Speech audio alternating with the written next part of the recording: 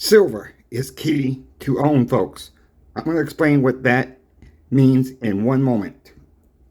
Also, I'm going to tell you guys a story from when I first started not really stacking, but really dabbling into silver back in 2008, 2007-ish, somewhere around that time. I'm guys going to let you guys know what happened, how I started into this, and we're just going to go with that for today's video. So please like, share, and subscribe.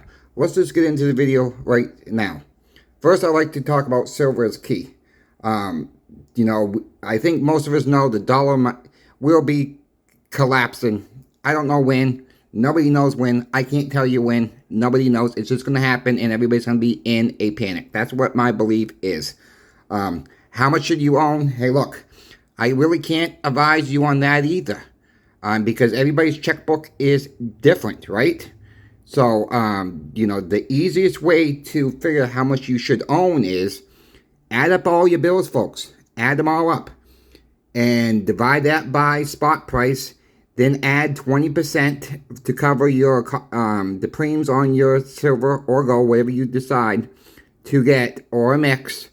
And, you just do it with the silver price. That will tell you how much ounces you should own. Now, 6 months, a year, of covering your bills with silver and gold. The reason why we add the 20% is to hedge off some of the inflation, to head off of a higher price. And if we cost average, that's the thing, folks. It's all about cost averaging your stack, meaning buying a little bit at a time, not going all in at once. And if you can catch a dip, even if it's a 30-cent dip, 20-cent dip, whatever the case may be, you are cost averaging. All right, you are cost averaging at a cheaper price. Yes, some people only come into the shop when there's a little bit of a dip.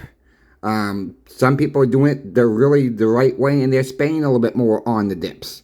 Some of us can't afford to do that. Some of us can only afford to buy a couple ounces every single week. Look, I've said that just before. I got several people who come in every single time they get paid, folks, and they either get a couple ounces of silver, or they get, a couple face dollars worth of 90% silver, whatever they choose to do. Look, I think ultimately, I will agree with Andy Schectman. He said this, ultimately, you want to be in gold. Yeah, ultimately, you do want to be in gold. I do agree with that statement. But to get going, silver is the key to get going on that, because when the ratio does drop, when silver has its day or has its couple months to spike, or maybe we'll go on a major bull run here in 2025, which I don't know if that's going to happen or not. I can only predict that. So don't take this as financial advice. I'm looking at that time to probably start trading some silver, not my 90% silver, for gosh sakes. I can't say I'll never trade it in for fiat currency or gold, but I love the 90% silver, as most of you guys know, and that's my passion. All right, that is my number one passion.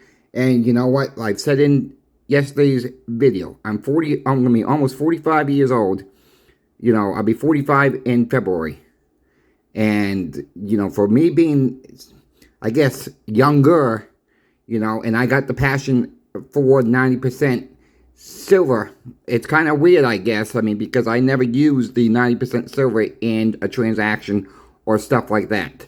I just learned the history about the 90% silver over the years, and I'm still learning, folks. I mean, even though I may have a little bit more knowledge in this, I'm still learning every single day. I'm hearing stories from people like you emailing me saying that you use 90% silver. You used to go to the movies. You used to go buy a candy bar. You used to get gas for, but you could get a gallon and a half of gas for a silver quarter. Well, today you can really get about a gallon and a half of gas with the same silver quarter you did back in the day, depending on where you're living. So with that all being said, yes, I'm very passionate for 90% silver. These Nadia bars I picked up from, I believe it was Bullion Exchanges. A couple times I bought them when they were actually on eBay, And I really got a few good buys from them. So I want to give them a shout out too, because they, I wish they were still on eBay, but they gone over to Walmart, and that Walmart's website to buy a server, it's just a pain in the butt to use, in my opinion. So I mean, I'll still buy from Bowling Exchanges, but down here in Florida, you need $500 and spend $500 if it's not 90% silver to get away from the taxes down here. We shouldn't have, going on taxes for a minute, folks, we shouldn't have taxes on any silver and gold. Why are we spending, it'd be like you going to your bank with $100 bill and saying, but you want 20s, and the bank saying, well, I'm sorry, but that's going to be a $5 fee to cash it out for you, and you get $95 back. That is baloney what these states are doing with the sales tax. The only way to avoid it, go to another state that don't charge sales tax. If you live in a close by state that has sales tax and you kind of live on the border of that state, go to a coin shop in another state. Avoid it. That's the one way to avoid that. I know there's a lot of people in Maine that live on the border of New Hampshire, and they're traveling down to New Hampshire because they don't want to pay the sales tax. And there's no threshold in the state of Maine. It's whatever the sales tax in the state of Maine is. I believe it's 5.5%. Well, that's a big plus of your pocketbook or your wallet to go down and spend another 5.5% when you can go right across the border. And Maine's a big state, but if you live around Augusta South, and it's probably worth, if you're spending a couple $1,000, it's probably worth the drive down to New Hampshire to do something like that. I'm just saying. I mean, so you have to make your own decisions of how you buy, how you sell. If you have to sell, only sell what you need. All right, it's all right if you live close by a coin shop. It's okay to come in every single day and sell what you need for that day, because you don't want to sell it, and you need the money for next week, and the prices go up, and you sell it at a lower price. So if you can do it that way, only sell when you need to sell for fiat, and only sell it for enough for that day, or just a little bit over, so you have a couple, $20-$30 extra at the end of the day. That's not really advice. That's just my opinion, to do it the best way. Yes, silver could go down. You could take a little bit of a hit the next day too. Everything we do is a gamble, folks. So that's the problem right there. I mean, we don't know where it's going to go every single day. So I'll give you guys a quick story of how I got into silver. I started dabbling this, and my grandfather gave me, which I don't know where I put it, but he gave me an 1890 Morgan dollar CC. I think it's still back home with my father, actually, a Morgan dollar CC. And he gave it to me when I was born. Of course, my dad put it away. I seen it a few times, and then I was watching one of these home shopping networks late at night, and I bought a little bit of silver from one of these yahoos. I overpaid. I was young, dumb, and stupid when that happened. So I went and buy it. Then I went to coin shows. And I started dabbling in some 90% silver. And I'm glad I started with 90% silver, because I started selling at the flea market. And the coin shop up the road, probably about 15 miles away, I would say, found out I was down there. Well, this is how this business started, was down at the flea market. He came down and started trying to start some trouble with me and saying, you got to have a license for this. And I says, you're right, I do, but I'm not selling 1 ounce silver, bullion rounds, or coins. I'm selling 90% silver, and therefore you don't need a license to sell 90% silver. And he said, oh yes you do. So I brought up so I says, go back to your shop, bring me the law, and we will read the law. And he thought he had something on me, and I said, look at line, whatever the line it was at the time.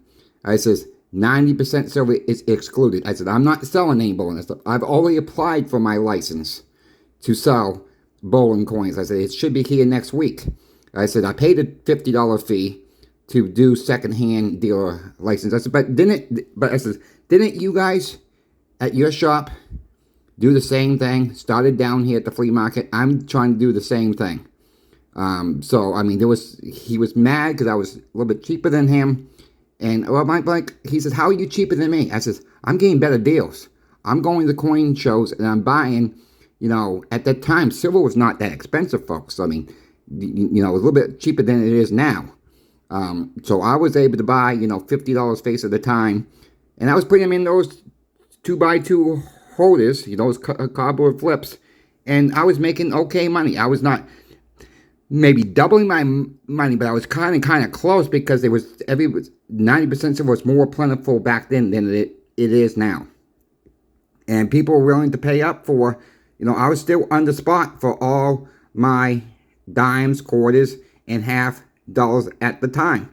I mean, I was like $1 cheaper than everybody else in the area, and I was still able to make a buck or two off of a $half. I was able to make 60, 70 cents off of a Washington silver quarter or a Standard Liberty quarter. Dimes, I was making 20, 30 cents a dime. So, I mean, I was not making a home run money, but I was just trying to find my way to sell. And I was really not collecting then. I was not stacking then. I didn't really hear that word back then until about the second year stacking. I'm like, what the heck is this stacking stuff? And that's how I really got into it. Then I took a little bit of breather from it. Then, then I was dabbling with, when I came down to Florida here, I was going in the coin shop. And I was going to the coin shop quite often, a couple times a week. To see what the guy who I work for now has. And so we started talking one day, and he offered me a job, and here I am. So that is how I got started into it. Everybody starts differently. If you have a story, send me an email. Put it in the comments if you want. Let's help the younger generation to really start knowing about the 90% silver and gold as a whole, because cryptos, it's not real money, folks. You can't put crypto in your phone to start your phone, to power your phone up. Power goes out, is useless. Who knows? The power could go out for a couple months, folks. We just don't know. If that happens, the computer can crash. People are trusting the computer system, and they have all their money in the bank, or all the money into stocks, or all the money into cryptos and meme coins. Hey, look, it's run by a computer. Physical silver and gold and platinum at home, you can get cash pretty quickly, even if the power is out at a coin shop. I can guarantee you that. We're ready for that at the shop. We have cash on hand ready to go. And, if the power goes out, we have a generator at the shop. So we can do this for a little while. And we're probably going to have to say, okay, we don't know what the current silver and gold price is. We're going to offer you this. People take it. People take it. Not trying to rip anybody off, but if something like that happens, we have to be ready for all scenarios. And that's how, how I think about crypto is I was talking to somebody else that you guys know really well, but I'm not going to say his name. Last night, he's on a lot of YouTube channels. I'll put it that way. I was talking with this person last night, and I basically asked him, I said, is crypto or meme coins pretty much like everybody throws money into it. Not everybody, but people throw money into it. And one person pulls out a big chunk of it. Everybody's just left holding the bag, folks. It's backed by nothing, okay? It's not backed, it's not even backed by the dollar. So yeah, you get dollars back. But what happens when you pull your money out and then the dollar becomes worthless a week or two later? Then what do you really have? I think I made my point on that one. Maybe I haven't made my point, but I'll let you guys decide. I'm not a crypto person. If you like crypto, that's fine. You're welcome here. Everybody's welcome at my at my channel. But I'm not a crypto person. I'm not a meme coin person. I just don't put my money in that at all. Yes, I own some mining stocks. I'm taking the same risk. There, okay? I mean, I'll admit it. Yes, I know I'm taking a risk with the mining stocks. But I don't have a lot in there. I'm not going to put any more in there right now. They're kind of low right now. Now we could say, well, someone will say, well, you might as well buy low and sell higher. Hey, look, I don't want to risk any more money. But I can tell you one thing. Silver and gold have always been worth something. That is the proven track record. Bitcoin, meme coins have no proven record through a long period of time. That's all I'm going to say about it. Let me know what you guys think. My email is always in the description of every single video. Merry Christmas. I'll be back later this afternoon. I will do 2 more videos for Christmas too.